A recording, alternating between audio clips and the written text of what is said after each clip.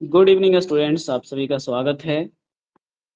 खास करके उन सभी विद्यार्थियों का जो एलडीसी यानी CHSLE 2021 के परीक्षा की तैयारी में लगे हुए हैं और डिस्क्रिप्टिव पेपर के लिए तैयारी कर रहे हैं।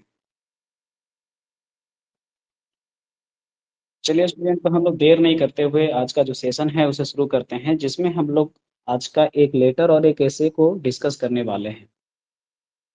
आप लोग देख पा रहे होंगे, जहाँ तक आज का जो टॉपिक है ऐसे में, वो पिछले 2021 और 2020 में काफ़ी चर्चा में रहा था। और टॉपिक है आपका विद्युत वाहन भविष्य के साथ। इंग्लिश में इस टॉपिक को समझा जाए तो electrical vehicle the future of transport. तो ये देखिए क्या है कि अभी एसएससी का ट्रेंड चल रहा है कि किसी भी प्रकार का ऐसा ही टॉपिक को वो उठाता है आप सबके बीच में, जो टॉपिक खास करके सामाजिक दृष्टिकोण से और आर्थिक दृष्टिकोण से दोनों तरह से काफ़ी चर्चित रहता है। ठीक है ना? तो चलिए, ये टॉपिक प्रोबेबल है, इसलिए हम लोग इसको डिस्कस करेंगे।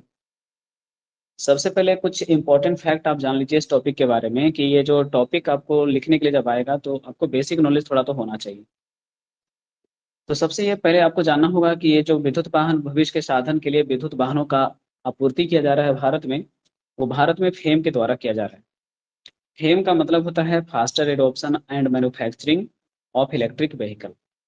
एफ का मतलब फास्टर हो गया, ए का मतलब होता है एडॉप्शन, एम बोले तो मैन्युफैक्चरिंग, और ई का मतलब इलेक्ट्रिक व्हीकल। फेम को जिम्मेदारी दिया गया है विद्युत वाहन वगैरह को क्या करने का, सभी राज्यों के बीच पहुंचाने का। फेम का 2030 तक सड़कों पर 30% इलेक्ट्रिक व्हीकल लाने का योजना है। यानी 2030 तक में 30% वाहन जो होंगे पूरे सड़क क्षमता का, वो इलेक्ट्रिक वाहन होंगे।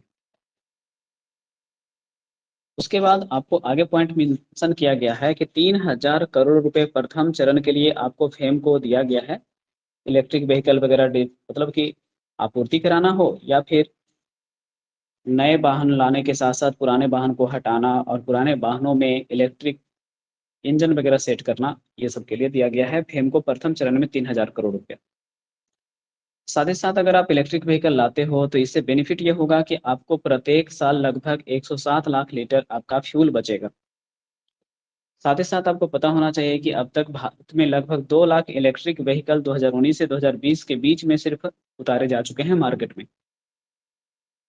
और भी जान लीजिए कि 2030 तक लगभग 846 मिलियन टन कार्बन डाइऑक्साइड का जो उत्सर्जन होता है, उस पर कंट्रोल करने का भी हम लोगों ने लक्ष्य बनाया है।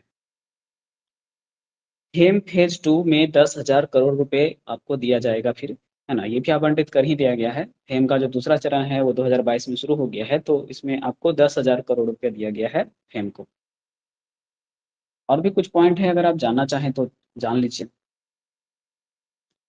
कह रहा है कि फेम का जो फेज 2 का जो लक्ष्य है, उसमें इलेक्ट्रिक व्हीकल के लिए 2700 चार्जिंग स्टेशन को लगाना है, जिसमें जितने भी आपके एनएच होते हैं उनमें 25 किलोमीटर पर, और छोटे छोटे शहरों में 3-3 किलोमीटर पर एक एक चार्जिंग स्टेशन लगाने की बात हुई है।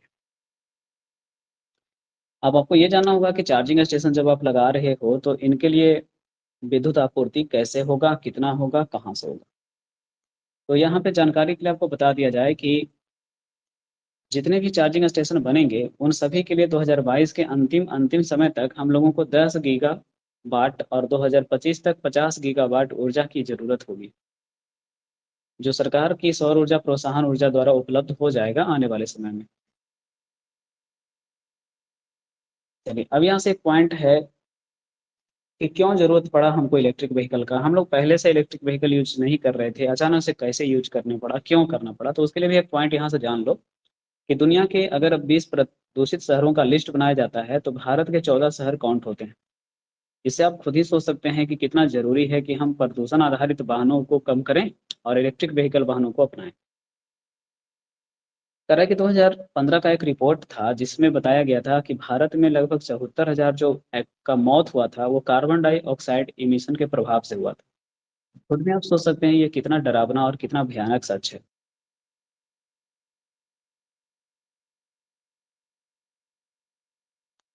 अब देखिए क्या होता है कि जब आप किसी टॉपिक पर लिखना शुरू करते हैं, अचानक से देखते हैं एग्जामिनेशन में आपका टॉपिक समझ में आता है, तो उसके बारे में आपको कम से कम 4 से 5 क्वेश्चन क्रिएट करने चाहिए। पहले तो ये जो ऊपर आपने शॉर्ट पॉइंट्स देखे, ये शॉर्ट पॉइंट आपको माइंड में सेटअप करना पड़ेगा। अगर आपको इतना नॉलेज रहेगा तब, नहीं रहेगा तो इसको हटाइए दिमाग से, चलिए ठीक है ना। अब यहाँ से आइए, अगर हमको कुछ भी नॉलेज नहीं है तो आपको करना पड़ेगा क्या कि जितना जनरल नॉलेज आपके पास है, उस जनरल नॉलेज के हिसाब से 5 क्वेश्चन क्रिएट कर लो और उस पाँचों क्वेश्चन का आंसर लिखते चल जाओ, आपका ऐसे लिखा जाएगा। जैसे आप जैसे ही टॉपिक देखते हो कि टॉपिक था आपके पास में विद्युत वाहन भविष्य के साधन, है ना। टॉपिक तो क्या था भाई, विद्युत वाहन भविष्य के साधन। तो आपको यहाँ से आइडिया मिल गया कि भाई चलो इलेक्ट्रिक व्हीकल के बारे में लिखना है और इसको भविष्य का ट्रांसपोर्ट हमको साबित करके चलना पड़ेगा। तो चलिए हम लोगों ने शुरू कर दिया कि सबसे पहला क्वेश्चन हमारे माइंड में ये आया कि विद्युत वाहन है तो आखिर क्या है ना। और अभी जो पारंपरिक वाहन थे इनके बीच में इसकी आवश्यकता कैसे और क्यों पड़ गई। उसके बाद ये क्वेश्चन आप जैसे ही सोचोगे उसके बाद कहोगे कि अब चलो इसको लिखते हैं कि विद्युत वाहन क्या है। तो एक बेस बना करके, फाउंडेशन बढ़िया बना करके लिखने के लिए क्या करेंगे, हम थोड़ा सा सेंटेंस को सजा करके स्टार्ट करेंगे। जैसे यहाँ पे लिखा गया कि वैश्विक तापमान में वृद्धि की संभावना ने ईंधन वाहनों के विकल्प के रूप में विद्युत वाहनों की महत्ता साबित की है।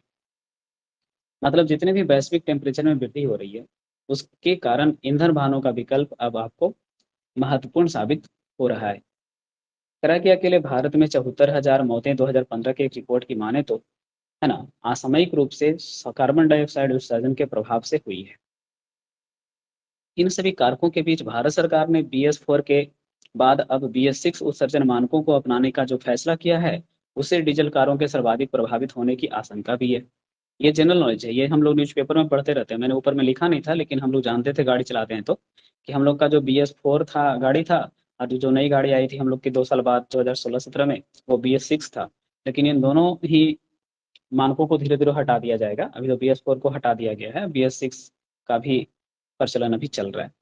तो जब इनसे उत्सर्जन ज़्यादा होने लगता है कार्बन डाइऑक्साइड का, तो सरकार इनको बंद कराती है। तो वही करा है कि हो सकता है कि BS4 के बाद अब सीधे BS6 मानक अपनाने का गवर्नमेंट तैयारी कर रहा है। तो ऐसे में डीजल कार सबसे ज़्यादा प्रभावित होंगे या वापस बुलाए जाएंगे, है ना।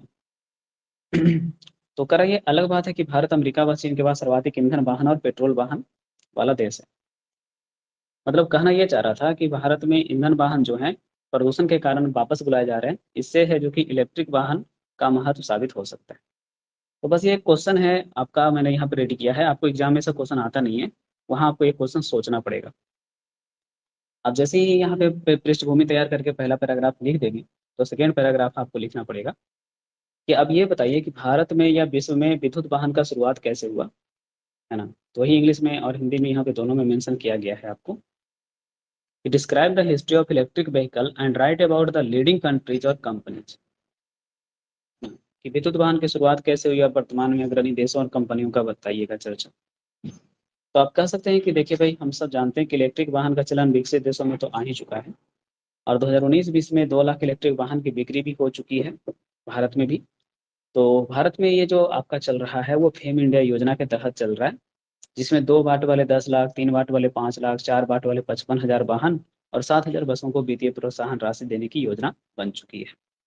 अगर आपको ये पता है तब, नहीं तो फिर आप यही लिखिएगा कि इलेक्ट्रिक वाहनों का चलन विदेशों में तो काफी पहले से चल चुका है, लेकिन भारत में इसकी शुरुआत 2019-20 में फेम के देखरेख में शुरू हुई है। अगर आपको नहीं पता है तो आप ये पॉइंट तो लिख ही सकते हो। तो घबरा करके तैयारी ना करें, कॉन्फिडेंस से तैयारी करें कि हम कम डाटा में भी चीज़ों को, है ना, एक मतलब कंटिन्यूटी दे करके लिख सकते हैं। करें कि फेम को जो मिला है कार्य, उसके अंतर्गत 2030 तक 30% इलेक्ट्रिक वाहन सड़क पर उतारने का लक्ष्य रखा गया है, जिससे हमारे देश में प्रत्येक साल 107 लाख लीटर पेट्रोल बचेगा। और यह जो राशि है वो महानगरों में प्रत्येक 3 किलोमीटर पर एक चार्जिंग स्टेशन और NH पर 25 किलोमीटर पर एक चार्जिंग स्टेशन बनाने में प्रयोग होगा। चलिए, ये हो गया आपका सेकेंड पैराग्राफ। थर्ड पैराग्राफ है कि अगर आप इलेक्ट्रिक व्हीकल को देखें तो ये आपका इन्वायरमेंट फ्रेंडली भी है, तो इसके लिए भी एक पैराग्राफ आप लिख दीजिए। तो वहाँ पे हम लोग पैराग्राफ 3 शुरू करेंगे कि अगर जलवायु परिवर्तन के दुष्प्रभावों के कारण होने वाली जान माल की हानि की क्षति भारत को जीवाश्म ईंधन पर निर्भरता को कम करने के लिए और इलेक्ट्रिक वाहनों को प्राथमिकता देने के लिए और अधिक कारक प्रदान करती है। सीधे सीधे कह रहा है कि जलवायु परिवर्तन के कारण जो हानियां हो रही है ना, उससे भारत में इलेक्ट्रिक व्हीकल अपनाने का महत्व और ज़्यादा ज़रूरी समझ में आता है।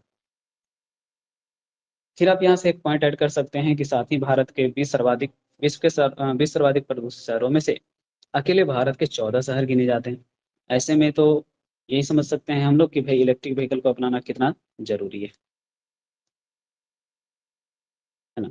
और कार्बन डाइऑक्साइड उत्सर्जन की बात करें तो उससे होने वाली असामयिक मौतें तो उस है ना, इनसे लड़ने का ये विद्युत वाहन सर्वोत्तम विकल्प होगा। मतलब कि हमारे यहाँ जो देश में लोग इमिशन की वजह से मर रहे हैं, इनको रोकने के लिए तो विद्युत वाहन कितना ज़रूरी है, ये समझ ही सकते हैं। फिर एक क्वेश्चन आपको सोचना पड़ेगा कि चलो यार, मैंने विद्युत वाहन को एनवायरनमेंट फ्रेंडली भी बता दिया, तो अब ये भी बता देते हैं कि जो वाहन बन रहे हैं हमारे देश में, उन वाहनों में कोई समस्या, खामियां या इसमें कुछ कमी है, चुनौती है इसके आगे। तो आपको यहाँ से लिखना पड़ेगा वही सब जो आप जानते हैं। टॉप स्पीड कम है इलेक्ट्रिक वाहन का, महंगा भी बहुत ज़्यादा है, लोगों में इसको खरीदने को लेकर अभी भी उत्साह की कमी है, तो ये सब चुनौती ही तो है। तो इसको यहाँ पे रख दीजिए। यदि मौजूदा संसाधनों की बात करें तो भारत में 69,000 पेट्रोल पंप हैं और करोड़ों की संख्या में डीजल पेट्रोल पंप और सीएनजी चालित गाड़ियां हैं। विद्युत वाहनों को अपनाने की दौड़ में इनका तकनीकी रूपांतरण एक गंभीर चुनौती होगा। अब 69,000 पेट्रोल पंप को चार्जिंग स्टेशन में बदलना, करोड़ों गाड़ियां जो है हमारे देश में उनको है जो कि डीजल पेट्रोल और सीएनजी चालित गाड़ी जो पहले से है उसको विद्युत वाहन अपनाने के लिए जब हम चाहेंगे तो इनका रूपांतरण तो इलेक्ट्रिक व्हीकल में करना एक चुनौती होगा ही ना। साथ ही साथ तमाम सरकारी प्रोत्साहन और भारी भरकम सब्सिडी के बावजूद इलेक्ट्रिक वाहन के प्रति लोगों में उत्साह की कमी है। अब ये उत्साह में कमी है बोलने से खाली काम नहीं चलेगा, बताइए कि कैसे और क्यों कमी है। तो यहाँ पे लिखना पड़ेगा कि मौजूदा समय में देखें तो अभी भारत में इलेक्ट्रिक व्हीकल निर्माण के लिए बेसिक प्लेटफॉर्म की कमी है। इंफ्रास्ट्रक्चर को हिंदी में अवसंरचना बोलते हैं, अवसंरचना की कमी है। चार्जिंग स्टेशन तो है ही नहीं अभी लगभग, तो चार्जिंग स्टेशनों की कमी है। टॉप स्पीड गाड़ियों में ये काउंटिंग नहीं किया जाता इलेक्ट्रिक व्हीकल, वो भी समस्या है। वाहनों का अत्यधिक कीमती होना भी एक समस्या है। और सीमित ग्रिड क्षमता जैसी चुनौतियां भी अभी हमारे सरकार को है ना, इलेक्ट्रिक व्हीकल अपनाने के रास्ते में चुनौती के रूप में दिखाई पड़ती है। अब देखिए, चुनौती हो या जो भी हो, इतना आप इसको अच्छा, कारगर, पर्यावरण फ्रेंडली वगैरह जान ही रहे हैं और सरकार की नीति भी है कि आने वाले समय में सोलर एनर्जी का हम सबसे बड़ा उत्पादक देश बन जाएंगे, तो वैसे में इलेक्ट्रिक व्हीकल को तो भविष्य का वाहन कह ही सकते हैं। तो यही कह के आप एंडिंग कर दीजिए कि फेम इंडिया योजना को प्रोत्साहन देने के साथ साथ जन जागरूकता के द्वारा विद्युत कीम अ, विद्युत कीमतों में एकरूपता लाकर उन्नत बैटरी, टॉप स्पीड में सुधार करके और पहले से मौजूद वाहनों को विद्युत संचालित वाहनों में बदलने का विकल्प पर शोध करना आवश्यक होगा। मतलब इतना पॉइंट लिखिएगा तो सोच रहे हैं एग्जामिनर खुश होकर के 8 की जगह 10 नंबर दे देगा आपको। क्या लिखा मैंने वही कि फेम इंडिया योजना को प्रोत्साहन देने के साथ साथ जन जागरूकता, विद्युत कीमतों में एकरूपता, उन्नत बैटरी, टॉप स्पीड में सुधार, वह पहले से मौजूद वाहनों को विद्युत संचालित वाहनों में बदलने के विकल्प पर शोध करना आवश्यक होगा, अगर आप चाहते हैं विद्युत वाहन को भविष्य का वाहन बनाना तब, है ना। फिर करा कि वर्ष 2020-25 तक भारत के सबसे बड़े सौर ऊर्जा बाजार के रूप में उभरने की एक सकारात्मक संकेत के रूप में भी देखा जा सकता है कि विद्युत वाहन का विकल्प कितना अच्छा आने वाले समय में हो सकता है। इसके साथ ही साथ इलेक्ट्रिक वाहनों के विकास को बढ़ावा देने के साथ साथ इस प्रक्रिया को पर्यावरण के अनुकूल बनाने के लिए वाहनों में लगी बैटरी के पुनर्चक्रण पर भी विशेष जोर देने की आवश्यकता होगी। तो कभी भी एंडिंग होता है तो पॉजिटिव होता है, ऑप्टिमिस्टिक एंडिंग होता है। यही आपने यहाँ पे बता करके एंड किया। अब कुछ बच्चे कहते हैं सर आप इतना ज़्यादा लिखा दिए हो कि इतना को लिखेंगे तो फिर यूपीएससी का निबंध तैयार हो जाएगा, तो इसको हम कैसे 250 शब्दों में लिखेंगे। तो चलिए आपको वो भी करके दिखाता हूँ। आपको कुछ नहीं करना है, ज़्यादा कुछ करना है तो ये इस चीज़ आपको मेरे टेलीग्राम चैनल अभी सर के नोट्स एंड पीडीएफ, जो नीचे आपको फूटर में हर जगह दिख रहा है ना, टेलीग्राम चैनल अभी सर के नोट्स एंड पीडीएफ, यहाँ पे नीचे आप यहाँ पर जाइए। और अगर आपको लग रहा है कि हम यहाँ से यूट्यूब से देख करके लिख नहीं पा रहे हैं, तो आप वहाँ से पीडीएफ डाउनलोड करके प्रिंट कर लीजिए और उसको अपना पढ़िए। और अपने नोटबुक ये वाला जो प्लेन पेज वाला होता है फॉर्मेट वाला, उसको निकालिए और उसमें निबंध लिखिए। चलिए, तो यहाँ पे निबंध अगर आ गया एग्जामिनेशन में कि विद्युत भाव भविष्य के साधन पर आपको लगभग 250 शब्दों में एक निबंध लिखना है। तो सबसे पहले स्टार्ट करने का एक अपना तरीका है बच्चों का कि आप डायरेक्ट टॉपिक का स्टार्ट कर सकते हो या एक आप कोटेशन छोटा मोटा सोच सकते हो। तो मैंने यहाँ से सिंपल सा कोटेशन सोचा कि पर्यावरण बचाना है, विद्युत वाहन अपनाना है। कोशिश देखो हमेशा इस बात का ध्यान रखो कि आपके पास में जो बॉक्सेस की संख्या होती है वो 1, 2, 3 और 4, यानी कि 4 आपके पास बॉक्सेस होते हैं, तो 4 बॉक्सेस वाला ही आप कोटेशन ढूँढो तो ज़्यादा अच्छा है। समझ रहे हो ना? 4 दूना 8 या फिर 4 3 7 ऐसा करके, यानी 7 से 8 शब्दों का समावेशित करके एक कोटेशन ढूँढो तो अच्छा है, और नहीं तो फिर उससे अच्छा सेंटेंस लिख दो कोई। समझ में आ रही है मेरी बात? कोटेशन जो छोटा रहना चाहिए, ताकि आपके 4-4 जो बॉक्स का सिस्टम है, उसमें वो फिट बैठ जाए। तो मैंने यहाँ से कोटेशन से स्टार्ट कर लिया कि पर्यावरण बचाना है, विद्युत वाहन अपनाना है। उसके बाद पूरा आप चारों बॉक्स छोड़ दीजिए, यानी एक लाइन छोड़ दीजिए और स्टार्ट कर लीजिए अपना लेटर, सॉरी निबंध। कह रहा है कि वैश्विक तापमान में वृद्धि ने ईंधन वाहनों के विकल्प के रूप में विद्युत वाहनों की महत्ता साबित की है। इस पर कह रहा है कि वैश्विक तापमान में वृद्धि ने ईंधन वाहनों के विकल्प के रूप में विद्युत वाहनों की महत्ता साबित की है। अकेले भारत में 74,000 असामयिक मौतें CO2 उत्सर्जन के कारण होती हैं। मतलब आपने स्टार्ट कर लिया है और विद्युत वाहन को विकल्प के तौर पे बता भी दिया है। ठीक है, कैसा स्टार्ट किया भैया देख लो फिर से एक बार। वैश्विक तापमान में वृद्धि ने ईंधन वाहनों के विकल्प के रूप में विद्युत वाहनों की महत्ता साबित की है। मतलब पहला ही लाइन में आपने टू द पॉइंट लिख दिया, जिसको बोलते हैं first impression is the last impression. यानी यहीं से आपका एग्जामिनर आपको 32-33 नंबर तो सोच लिया है मिनिमम देगा, आके देखेगा वो। फिर आपने लिखा कि अकेले भारत में बात करें तो 74,000 असामयिक मौतें CO2 उत्सर्जन के कारण होती हैं। इधर इधर का मतलब किधर? इधर भारत सरकार के BS4 के बाद सीधे BS6 उत्सर्जन मानकों को अपनाने की घोषणा ने डीजल संचालित वाहनों का रास्ता बंद कर और विद्युत संचालित वाहनों का रास्ता खोल दिया है। कितना सुटेबल लाइन है। इधर क्या भाई, इधर भारत सरकार के BS4 के बाद सीधे BS6 उत्सर्जन मानकों को अपनाने की घोषणा ने डीजल संचालित वाहनों का रास्ता क्या कर दिया है, बंद कर दिया है, और विद्युत संचालित वाहनों का रास्ता खोल दिया है। कितना परफेक्ट लाइन था। क्लियर हो गया पहला पैराग्राफ। अब हमको परिचय तो दे दिए, अब हमको बताना है कि इलेक्ट्रिक वाहन का भारत में कैसे कैसे कितना कितना अनुपात में चर्चा है। तो आपने पैराग्राफ चेंज कर लिया, आप चाहें तो 2 बॉक्स छोड़ सकते हैं या 1 बॉक्स छोड़ सकते हैं, आपकी मर्जी। 1 बॉक्स छोड़ दे तो हमेशा 1 ही बॉक्स छोड़िए, 2 बॉक्स छोड़ते तो हमेशा 2 ही बॉक्स छोड़िए।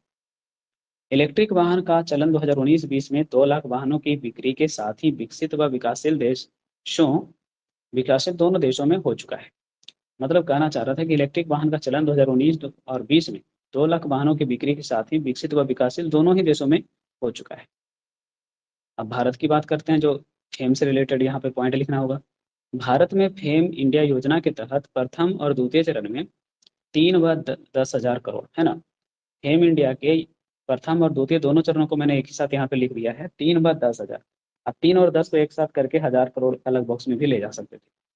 3 व 10,000 करोड़ रुपए की वित्त व विकास राशि प्रदान की गई है। इसके अनुसार 2 बाट वाले 10 लाख, 3 बाट वाले 5 लाख, 4 बाट वाले 55,000 वाहन और 7,000 बसों को वित्तीय प्रोत्साहन राशि देने की घोषणा की गई है। आप ये पॉइंट भूल भी जाएंगे तो टेंशन नहीं लीजिएगा, आप खाली फेम का पॉइंट लिख करके निकल जाइएगा।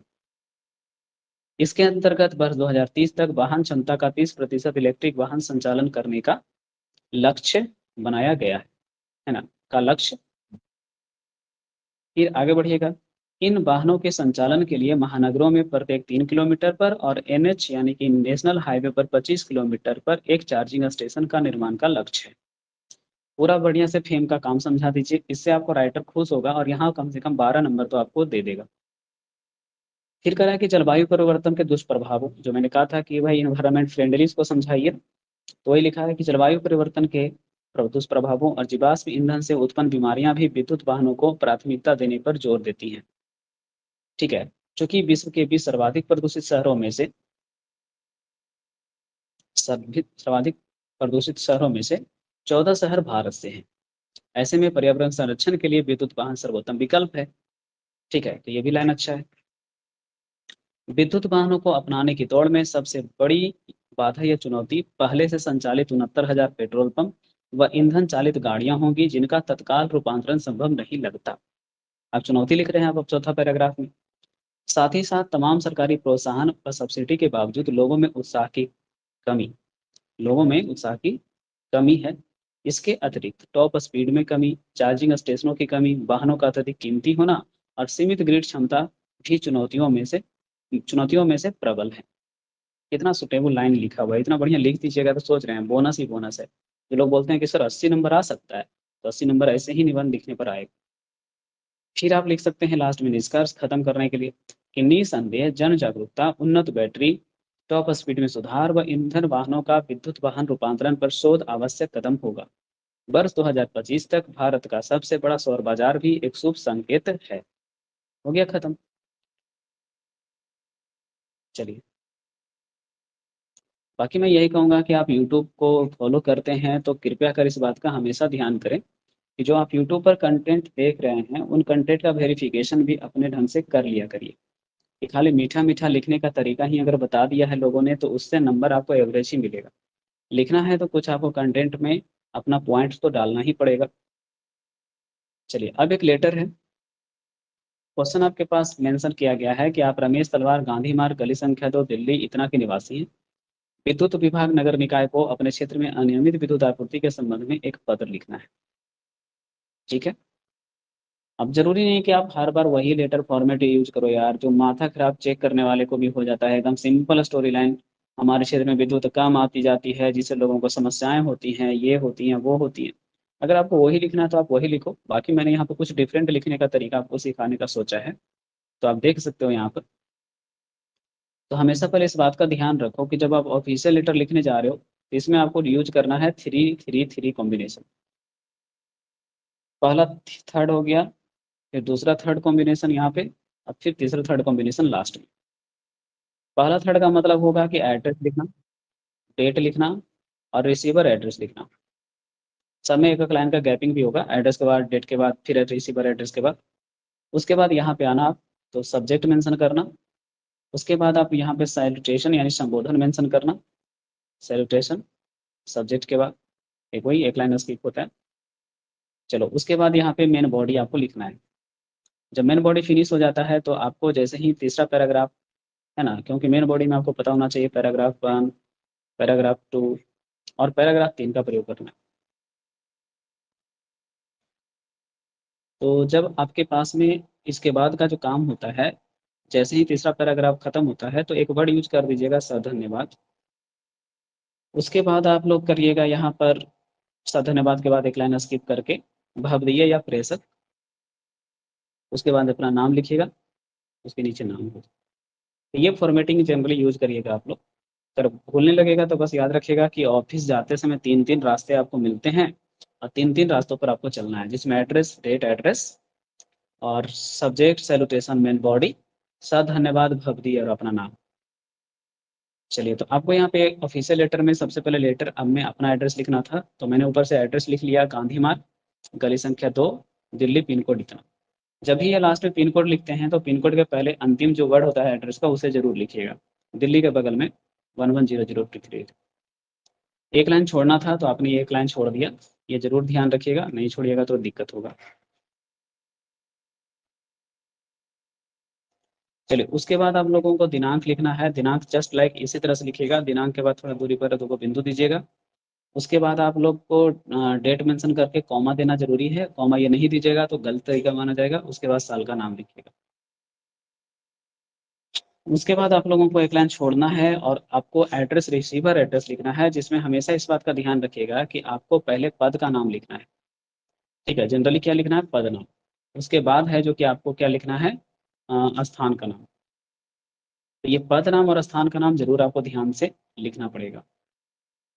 तो क्वेश्चन को देख लीजिएगा, उसमें नगर आयुक्त को लिखना था विद्युत विभाग का, तो अपने यहाँ पे मेंशन करना है कि नगर आयुक्त विद्युत विभाग। अब देखिए, क्वेश्चन में ही विद्युत विभाग का एड्रेस नहीं दिया है, नगर निकाय विद्युत विभाग लिखा है लेकिन उसने एड्रेस नहीं दिया है कि कहाँ का, दिल्ली का या कहाँ का। तो अपने मन से मत लिखिएगा, सिर्फ यही नगर आयुक्त और विद्युत विभाग लिख के छोड़ दीजिएगा। फिर से आपको एक लाइन क्या करना है, स्किप करना है रिसीवर एड्रेस के बाद, है ना। उसके बाद आपको विषय मेंशन करना है। विषय में हमेशा ध्यान रखिएगा कि आप 6 से 8 शब्दों में विषय को समेट दीजिए तो अच्छा रहेगा। तो देखो, कह रहा था विद्युत आपूर्ति अनियमितता, विद्युत आपूर्ति अनियमितता,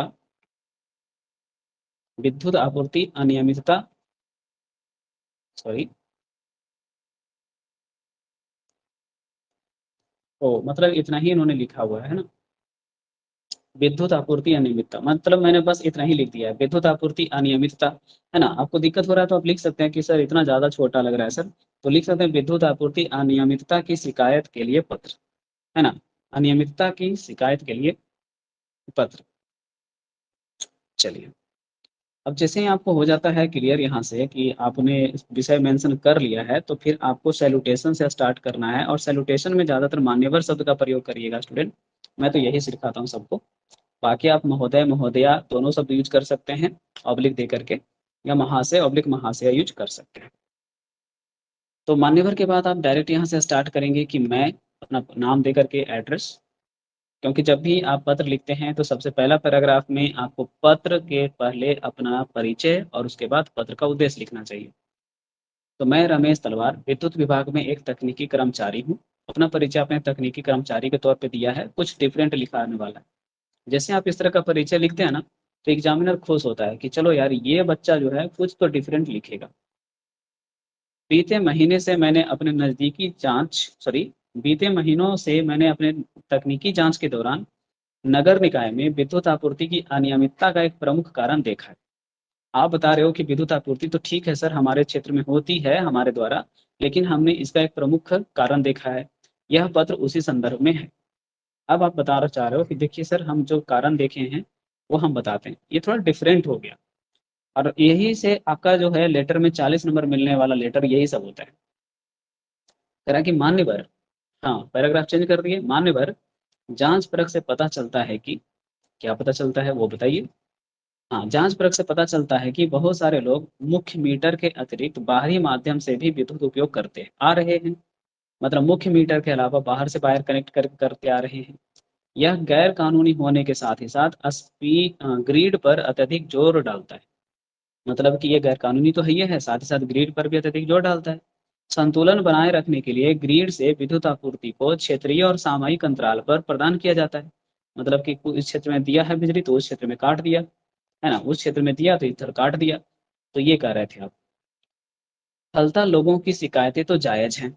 मतलब जिस क्षेत्र में हम दे रहे हैं दूसरे क्षेत्र में काट रहे हैं, तो फिर लोग तो शिकायत करवे करेंगे कि हमारे साइड बिजली इतना देर लगातार कट रहा है ना। तो वही आप लिख रहे हैं कि परिणामतः या फलतः लोगों की शिकायतें तो जायज हैं, परंतु उनका अपराध भी अक्षम्य है ना। लेकिन सर जो वो लोग कर रहे हैं वो तो गलत कर रहे हैं ना सर, है ना। तो वही आपने लिखा कि लेकिन उनका काम भी क्या है, ये अक्षम्य है।